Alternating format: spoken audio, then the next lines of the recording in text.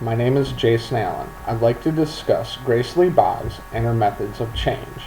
To begin, I'm going to ask you to pay attention, because throughout this video you may notice a common theme that I'll discuss in the end. Grace faced diversity for many reasons. To truly understand why, first we must look at the basic exterior shell of who she was.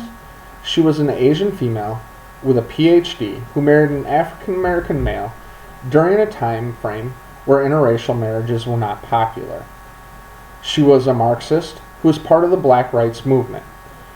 When we look past the exterior, you see a person who had a passion for social change, who was charismatic and a natural leader. Grace herself said history is not just a story of the past, but of the future. She attended college in the 1930s. In 1940, Grace graduated with a PhD. After graduation, she moved to Chicago. This is where she first came into contact with the African American community, and where she joined their fight for housing equality. This led her to the 1941 March on Washington, where she met C.L.R. James, who introduced her to Marx and socialism. Her dive into socialism brought her to Detroit. She grew to love Detroit, and she lived there the rest of her life, trying to improve the city she called home. Grace met her husband, James Boggs, there. Together they joined the Black Rights Movement of the 1960s. This video, though, is not about her history, but is to focus on how and why she was such an inspirational change maker. Grace used many different strategies to face the hurdles in her life. In most cases, she used a human-centered design to make change. Throughout her life, Grace created a cohort of people who believed in strategic philanthropy. They believed that things needed to be organic to create change, that one thing will lead to another, that a simple change can create a greater and larger change. As she aged, her methods and philosophy changed as well.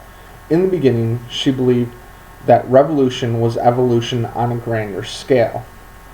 During her younger days, she used protests to spark revolution against injustices.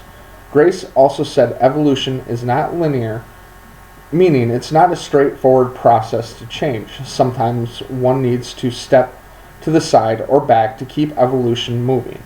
To spread her message, Grace created and edited newspapers. She did this during her socialism days, but also during the Black Rights Movement.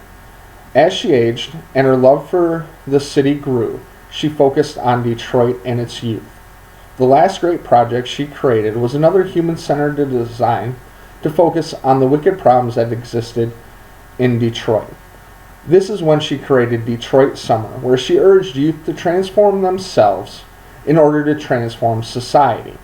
She believed that projects created leaders through direct action. To be successful in transformation, you have to start with imagining the community you want to create and work towards your goal.